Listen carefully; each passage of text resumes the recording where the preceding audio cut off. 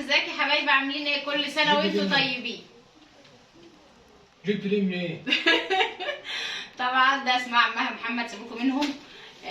كل سنه وانتم طيبين، وربنا يعود علينا الايام بالخير واليمن والبركات. رمضان خلص وزعلت وقعدت اعيط جوه يا ولاد ان رمضان خلص والعيد خلص مره اخر. فحياة ربنا يا حبايبي انا مش مصدقه ان رمضان عدى كده يا ولاد، يعني زي الهوا كده كده كده، انتوا فاهمين؟ الواحد يا دوبك بس تهيألي الواحد ما صامش يوم، ما نهضناش وربنا ما نهضنا، لسه بدري يا شهر الصيام، راح فين مش عارف. طبعا صاحبنا مش على مزاج الكلام خالص، صاحبنا مش عايز رمضان طول السنه، عايز افطار افطار افطار. انا صايم الستة اهو. صايم الستة، صايم الستة بالظبط ازاي يعني؟ فطبعا كل سنه وانتم طيبين. وكمان وانا بشرب سجاير. خلاص رمضان خلص والعيد خلص والصيف بدأ والشتاء كمان خلص، يبقى بدأنا الصيف. دخلت كده على دولاب الواد حبيب زي ما انتم عارفين، بقى الام المصريه لازم تطلع بقى الصيفي والشتوي، وانتوا عارفين بقى تقعد تنبض دي لوحده ودي لوحده ودي لوحده.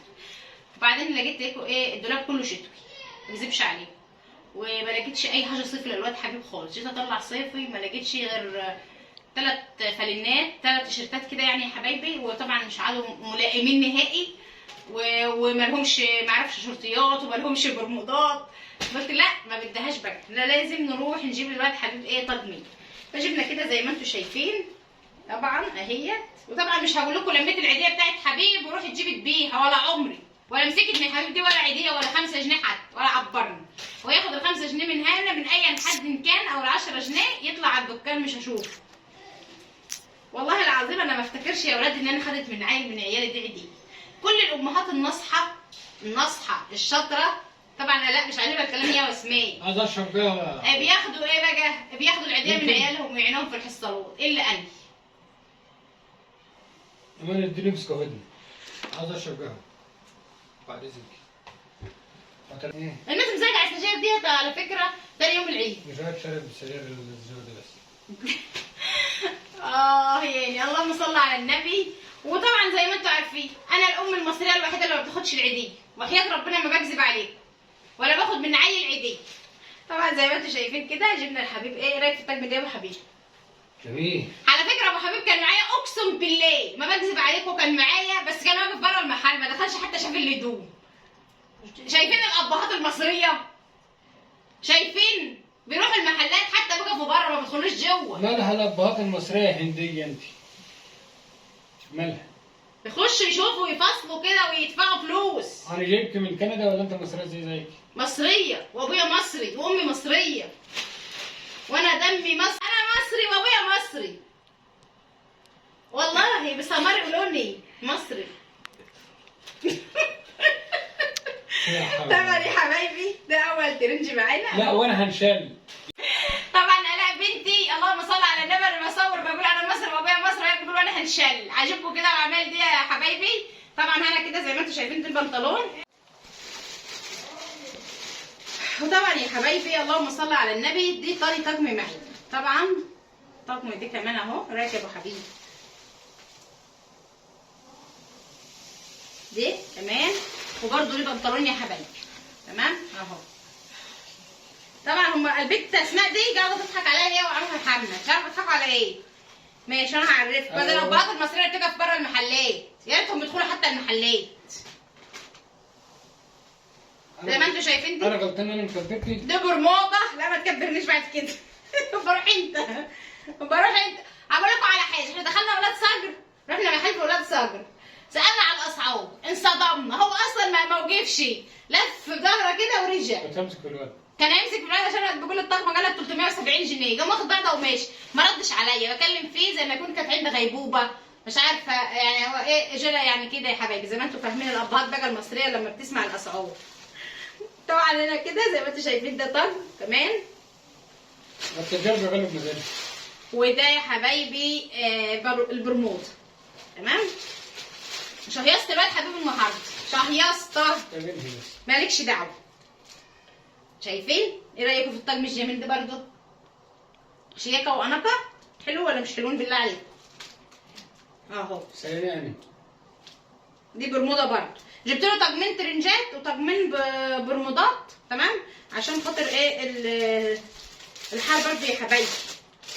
وهنا كده دي كمان طقم اهو برضه برمودا ماشي، لان حبيب ابني مش مرتاح في البناطيل جو، بحب البرمودات اكتر. دي كمان برمودا، وبرده كمثل الامر برده التيشيرت ده. كلهم الحمد لله نجيتهم كلهم مختلفين. بحبكم في الله وتابعوا معايا الفيديو. هنعمل النهارده كفته الرز، مش قادره اقول لكم على الجمال والحلاوه والطعام، وانا الوحيده اللي هاكلها وكلهتهم وحياه ربنا ما طبخ لهم حاجه. ليه بقى يا حبايبي؟ انا طبخه كفته الرز دي ومعاها رز بشعريه زي الفل، وحط عليها لحمه مفرومه ومظبطاه. قال ايه الحاجه الاء مش واكله، والحاجه اسماء مش واكله، والحاج محمد مش واكل، براحتهم. اكل انا واتغذى، اكل انا واتشهيص. ياكلوا عيش وجبنه ولانشون، ده لو لا اقول لانشون اصلا. طبعا هنا كده تسلم عليا. احبكم في الله وما تنسوش اللايك، ويا رب الفيديو يكون عجبكم. هلا كده كنت عايز تعيدي تاني؟ مالكش دعوه. ما انا عارف على فكره. مالكش تقول على الاسعار. انتظروني في كفته الرز، انتظروني في كفته الرز وجمالها وحلاوتها وطعمتها. دي بقى دي كفته الرز. خلي المنكدين والله ولا طبخ لهم حاجه.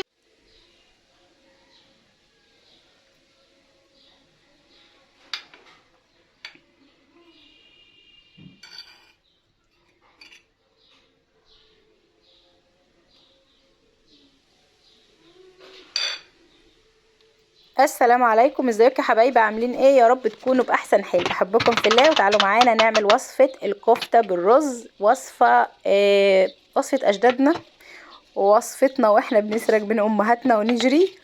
بحبكم في الله وتابعوا معايا الوصفه. بس الاول كانت امهاتنا ما بتعملهاش يا حبايبي باللحمه المفرومه.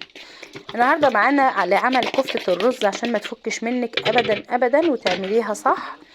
زي ما انتوا شايفين كده معايا نص كيلو من اللحمه ونص كيلو من دقيق الرز المطحون الجاهز. انا ما عنديش مطحنه بتطحن الرز، فانا جبت الدقيق جاهز يا حبايبي، يكون انعم طبعا واحسن.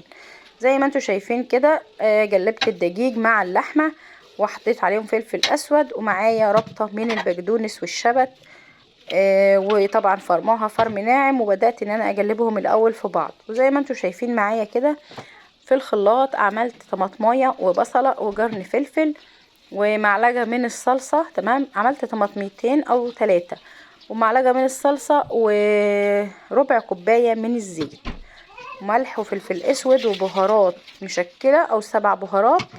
تمام، وكزبره ناشفه مطحونه طازه لسه، وفلفل اسود وكمون مطحون. وزي ما انتوا شايفين كده بعمل عمليه تجليب للكفته بتاعتي، وانا ما بخلطش الكفته بتاعتي بميه خالص خالص خالص، وما بزودش على خلطه اللي ضربتها في الخلاط يا حبايبي، اللي هي بصل وطماطم وفلفل. ما بحطش عليها ميه، لا انا بمشي الخلاط بالزيت بربع كوبايه من الزيت.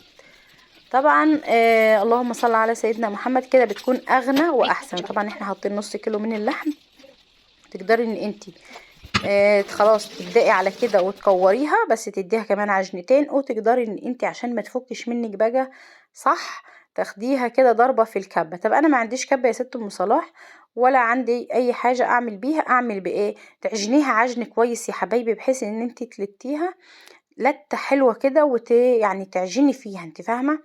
وزي ما انتوا شايفين كده احلى كفتة رز ممكن تعمليها معاكي.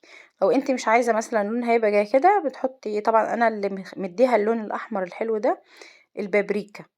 لو انت مش عايزة بتكتري الخضرة بتاعتك وما بتحطيش بابريكا، بتبقى معاكي كفتة رز خضرة وزي الفل. طبعا يا حبايبي اللهم صل وسلم وبارك على سيدنا محمد. اللي متابع معايا الفيديو ما ينساش اللايك. ارجو ان انتوا الفيديو يعجبكم ان شاء الله، ونفذوا كفتة الرز دي زي ما قلنا. طبعا الاول بجيب طبق فيه 4 معالق او 5 معالق من الزيت، وكده زي ما انتوا شايفين ببل ايدي بالزيت وببدأ ان انا اكور الكفتة بتاعتي. طبعا الحجم بتاعها تبع ما انتي حابة. وزي ما قلت لكم يا حبايبي امهاتنا ما كانتش بتعملها باللحم خالص. ايام زمان يا حبايبي الناس كلها كانت على جد حالها، واحنا برضو الوقت على جد حالنا، بس الحياة اتطورت. النهارده العيال ما بتاكلش اكله من غير لحمه، عايزه لحمه وفراخ وسمك ومعرفش ايه، وعايزين بانيه وكريب وحواوشي. مفيش اكله كده ياكلوها زينا زمان. احنا زمان كنا بناكل كفتة الرز دي، وهي عبارة عن دقيق رز مطحون، وطبعا دقيق غلة الأم بتطحنها، بتحمصها وبتطحنها، والذرة كمثل الأمر بيتحمص وبينطحن. وكان بتاخد حبة من دقيق الرز، وحبة من دقيق الغلة، وحبة من دقيق الذرة، وتعمل لك شفشك طماطم على بصل، وتعجن الكفتة بتاعتنا، وكانت تسميها الكباب الكداب. وكنا ناكل ونشبع كده بسم الله ما شاء الله. النهارده مفيش الكلام ده يا حبايبي، محدش بيعمل الكلام ده خالص، ومحدش اصلا بيرضى ياكله. لكن هو والله فعلا اكل زمان كان مفيد ومغذي. زي ما انتوا شايفين كده انا معايا طاسة على النار وفيها زيت، واحط كمية حلوة من الزيت، وبنزل عليها بعد ما الزيت بتاعي بيسخن جدا وبيبقى كويس كده مجدوح. بنزل عليه بالكفتة بتاعتي او الكباب بتاعي، كفتة الرز بتاعتي الجميلة جدا. كانت ريحتها يا حبايبي بسم الله ما شاء الله، ولا حول ولا قوة الا بالله. والله كانت روعة، كانت مودية اخر الشارع. زي ما انتوا شايفين كده بحمرها. وطبعا بصراحة التليفون بتاعي ربنا يهديه يعني ويستمر شوية معايا، ظالم التصوير معايا خالص يا حبايبي، ظالم التصوير وظالم الاكل وظالم كل شيء بصراحة بعمله. الحقيقة غير كده خالص خالص خالص. ربنا يا رب يا رب يا رب كده تبقوا دايما في صحة وسعادة وهنا، ونحمد الله على كل شيء. طبعا زي ما انتوا شايفين بحمرها كده وبطلعها احطها على منديل. وطبعا بصراحة والله المنديل ما كانش عليه زيت نهائي. طبعا ادي الكفتة بتاعتي كانت بسم الله ما شاء الله، ولا حول ولا قوة الا بالله. طبعا الكفتة بتاعتي ذهبي وزي الفل، بس التصوير زي ما قلت لكم التصوير ظالم الحاجة. رغم ان انا والله عاملة اضاءة جامدة وكل حاجة، بس حتى شوفوا مش مبينة كده الكفتة من جوه عاملة ايه. معرفش الكاميرا مش مظبوطة، الله المستعان. كنت بحاول اجيب ايدي كده واجيب ايدي كده بحيث ان هي تظهر معانا، يعني الكفتة تظهر معايا كويس قوي، بس يعني الحمد لله كده يعني ممكن تكون ظهرت. اللهم صل على النبي. زي ما انتوا شايفين كده في حلة صغيرة على النار، وباخد كوباية من الشعرية بحمرها وبنزل عليها بالمية، وبعمل رز بالشعرية في ريح كفتة الرز يا حبايبي. هنعمل رز بالشعرية. وطبعا كل اللي في البيت كانوا غضبانين على كفتة الرز، محدش عايز ياكل كفتة رز، رغم ان انا والله عاملاها باللحمة زي ما انتوا شايفين. هما كانوا بيتدلعوا يا ولاد انتوا فاهمين. وقلت لهم والله ما انا طبخة غيرها، اللي مش واكل مش واكل بقى هو حر. فطبعا انا كان عندي 3 قطع من اللحمة، كانت من يوم العيد بصراحة عندهم في الفريزر. فهنا كده عملت صلصة الكباب، صلصة الكفتة، معلقة بصلة مبشورة صغيرة، ونص معلقة من التوم، وعليهم شفشق طماطم وملح وبهارات وفلفل اسود، وسبكتهم. ونقصت كمان شوية من الكفتة اللي هي كفتة الرز عشان ابقى اعملهم ليا يوم تاني. طبعا محدش هياكل الا انا منها، فقلت بلاش ان انا اعمل الكمية كلها. نقصت كده نص الكمية، وخدت كده الشوربة. طبعا كانت شوربة بط، الشوربة دي كانت شوربة بط مش شوربة لحمة. واللهم صل على النبي. سخنت فيها اللحم كده زي ما انتوا شايفين، وبعدين زودت الصلصة بتاعتي شوربة، ونزلت عليها بالكفتة. بتاخد غلوة واحدة يا حبايبي، كفتة الرز غلوة واحدة فقط لا غير، ما اقعدش اقلب فيها كتير عشان ما تتهرش مني. وببدأ ان انا اغرف الكفتة بتاعتي زي ما انتوا شايفين كده، الكفتة الصابع بصباعه، حاجة كده وهم بسم الله ما شاء الله، ولا حول ولا قوة الا بالله. انا طبعا قاعدة ادير الطبق كده وادير الطبق كده علشان خاطر ان الحاجة تظهر بصراحة في التصوير. يلا الله المستعان. وزي ما انتوا شايفين كده بسم الله ما شاء الله، ولا حول ولا قوة الا بالله. تشرفوني وتنوروني وتفضلوا الاكلة العالمية، اكلة امهاتنا واجدادنا، كفتة الرز المصرية. بحبكم في الله، واتمنى الفيديو يكون عجبكم ويكون خفيف على قلوبكم. وقولوا لي رأيكم في الكفتة، ورأيكم في لبس حبيب ربنا الحمد لله رزقنا بيه.